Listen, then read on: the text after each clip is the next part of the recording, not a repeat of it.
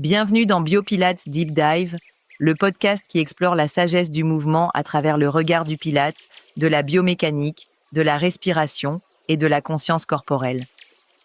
Ici, chaque épisode est une plongée guidée, un moment pour ralentir, ressentir et approfondir sa pratique. Aujourd'hui, je vous invite à explorer un exercice fondamental, accessible à tous, mais d'une richesse insoupçonnée. Rolling like a ball, ou le ballon. Cet exercice est une invitation à se reconnecter à son axe central, à ressentir l'alignement, à expérimenter la fluidité du mouvement en harmonie avec la respiration. C'est surtout une exploration subtile du lien entre notre structure physique et notre système nerveux. Lorsque l'on roule en arrière, on mobilise au millimètre consciemment la colonne vertébrale, vertèbre après vertèbre. On invite les muscles profonds à jouer leur rôle de stabilisateur et les fléchisseurs de tronc à actionner le mouvement avec subtilité. Et pendant ce temps-là, le cerveau, lui, écoute. Il ajuste, il encode. Le cortex moteur primaire active le mouvement. Le cervelet, ce chef d'orchestre de la coordination, affine notre trajectoire. Et le système vestibulaire nous aide à garder l'équilibre dans la dynamique. Mais ce n'est pas tout. Ce petit exercice vient aussi réveiller notre conscience corporelle. Vous savez, cette capacité à habiter son corps, à percevoir les micro-ajustements musculaires, la pression au sol, la densité de la respiration. Cette conscience se construit, entre autres, grâce à l'insula, une zone du cerveau très impliquée dans la perception interoceptive.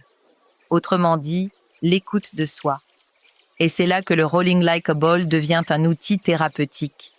En renforçant les muscles transverses, en intégrant la respiration à l'action, en respectant le tempo naturel du corps, on réinforme le système nerveux. On crée de nouveaux schémas moteurs, on diminue les compensations posturales et on apprend progressivement à faire moins pour faire mieux. C'est un mouvement fluide, exécuté avec lenteur et précision, a plus de valeur neurophysiologique qu'une série rapide de gestes approximatifs.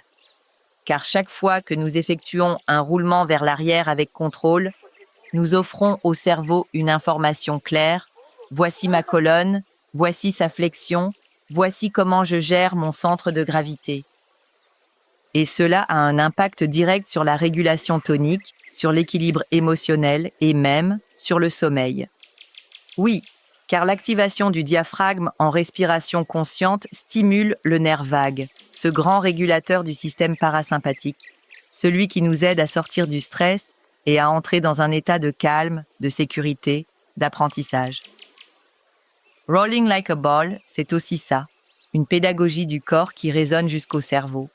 Alors placez-vous en position assise, jambes fléchies, regard vers les genoux, dos arrondi. Vous ne faites pas que vous préparez à rouler. Vous vous reconnectez.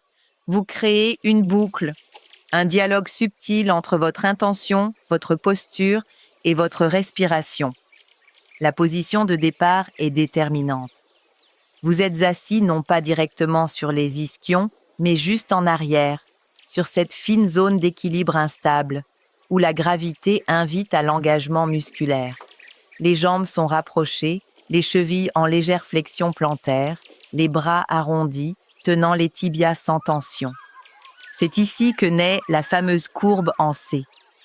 Une flexion douce et continue de toute la colonne, de l'occiput jusqu'au coccyx, sans rupture, sans creux, sans hyperflexion cervicale. Cette courbe est active, elle n'est pas subie, elle est construite par l'engagement profond des muscles abdominaux.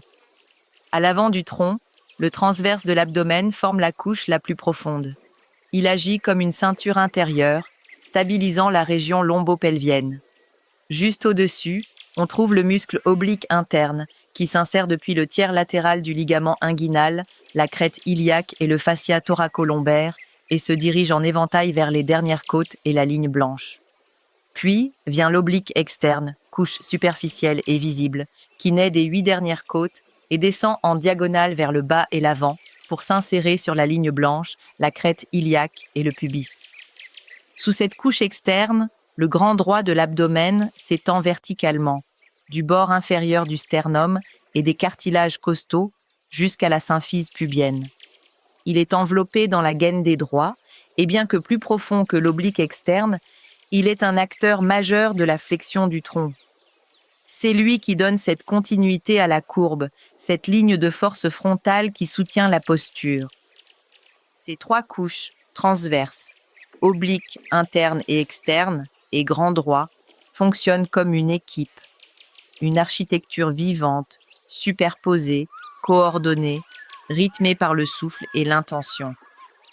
Le grand droit plie, les obliques organisent la rotation et le maintien latéral, et le transverse verrouille la base. Ensemble, ils sculptent la courbe en C, contenant le roulement dans un cocon de stabilité dynamique. Le mouvement démarre avec l'inspiration, qui ouvre la cage thoracique en 3 dimensions et guide le corps vers l'arrière dans un roulement contrôlé. Le retour à la position assise se fait sur l'expiration pour une meilleure connexion aux muscles profonds. Cette respiration inversée par rapport aux habitudes crée une surprise neurologique qui aiguise la conscience et affine le placement.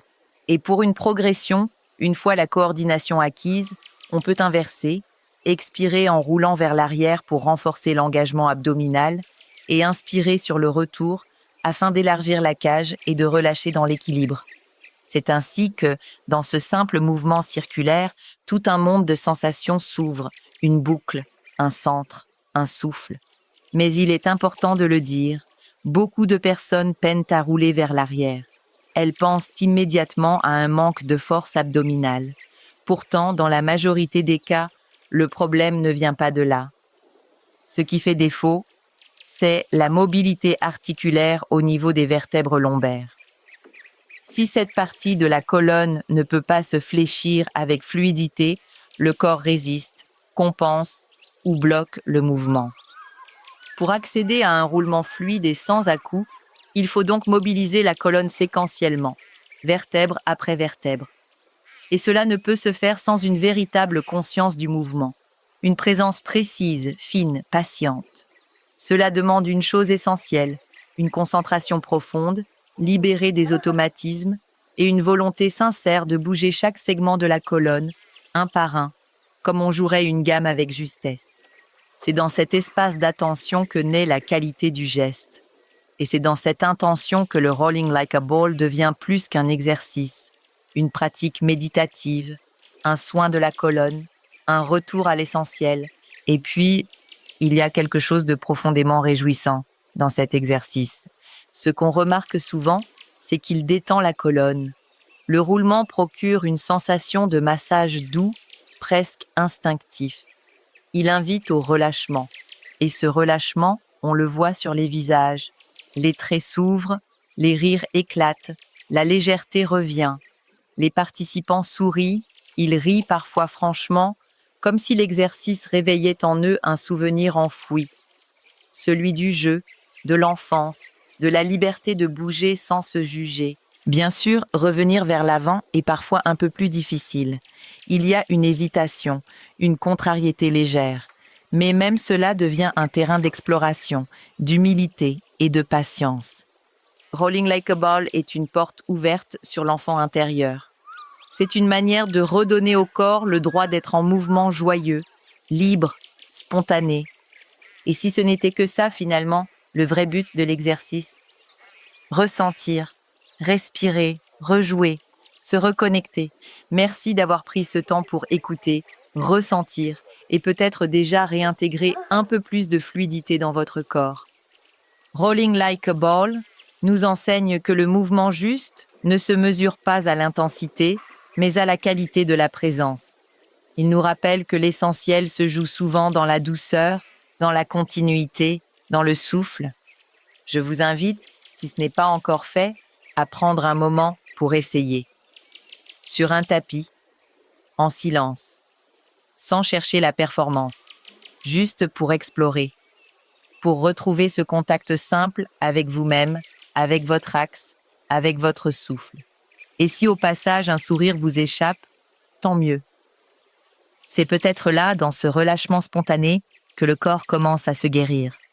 Je vous retrouve très bientôt pour un prochain épisode de BioPilates Deep Dive, En attendant, prenez soin de vous, de votre respiration, de votre colonne et continuez à bouger avec douceur, précision et curiosité.